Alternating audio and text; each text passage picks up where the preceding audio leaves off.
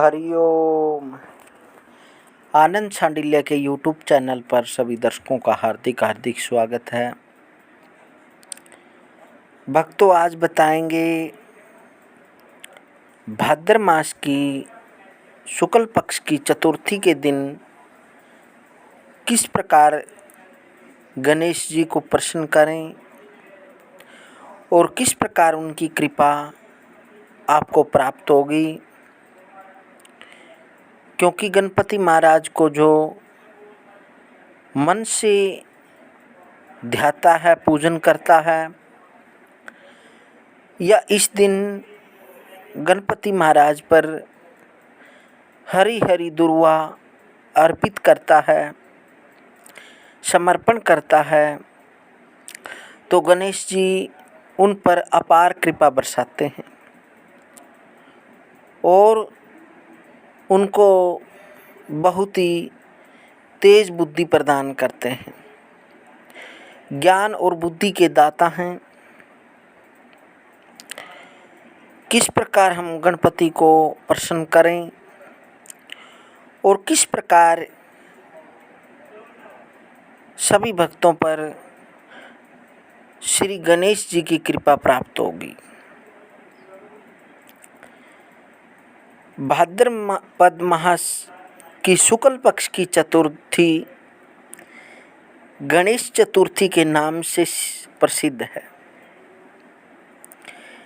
इस दिन भक्तों प्रातः काल स्नान आदि से निवृत्त होकर सोना, तांबा, चांदी, मिट्टी या गोबर से गणेश जी की मूर्ति बनाकर उसकी पूजा करनी चाहिए। भक्तों, एक अर्क की जड़ के गणपति होते हैं, सफ़ेद आँख। जब हम सफ़ेद आँख को लगा देते हैं तो 10 या 12 साल के बाद उसकी जो सफ़ेद अर्क होता है उसकी जड़ गणपति का स्वरूप धारण कर लेती है। ऐसे भगवान की कृपा है।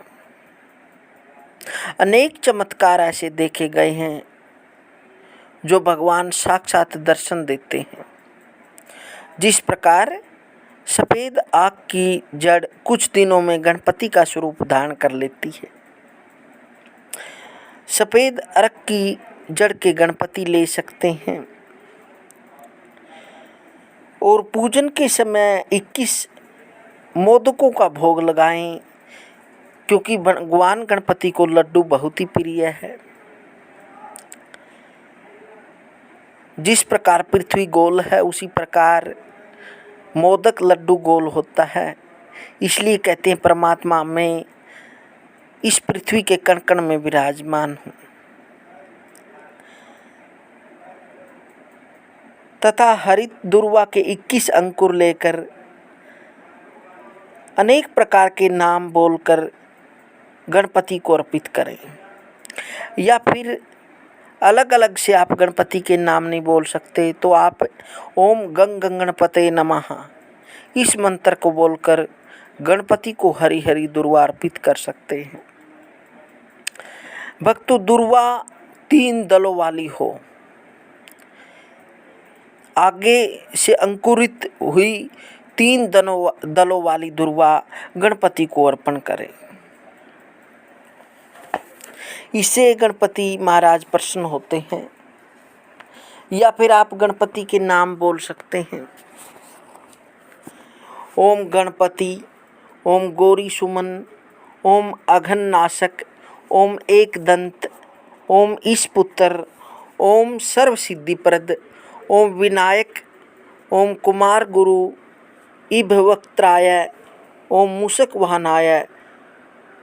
इस प्रकार से आप गणपति के नाम बोलकर दुर्वा अर्पित कर सकते हैं।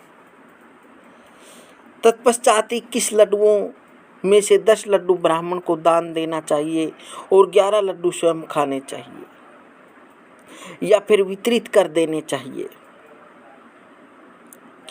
और गणपति महाराज की कथा भी सुन सकते हैं। इससे भी गणपति की कृपा आप पर पूर्ण रूप से होती है, क्योंकि भाद्रपद चतुर्थी को चंद्र दर्शन से लगने वाले कलंक दोष से मुक्ति भी प्राप्त हो जाती है। यदि इस दिन चंद्र दर्शन हो जाए तो उस पर दोष लग जाता है। उस दोष को दूर करने के भी लिए गणपति को आप मना सकते हैं, उस पर हरी दुर्वा अर्पित कर सकते हैं, लड्डुओं का भोग लगा सकते हैं और षोडशोपचार कर सकते हैं, पंचामृत से स्नान करा सकते हैं।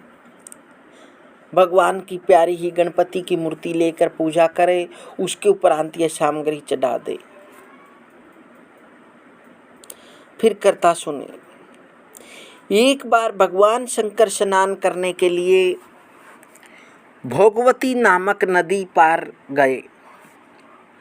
उनके चले जाने के पश्चात पार्वती ने अपने तन की मैल से एक पुतला बनाया, जिसका नाम उन्होंने गणेश रखा।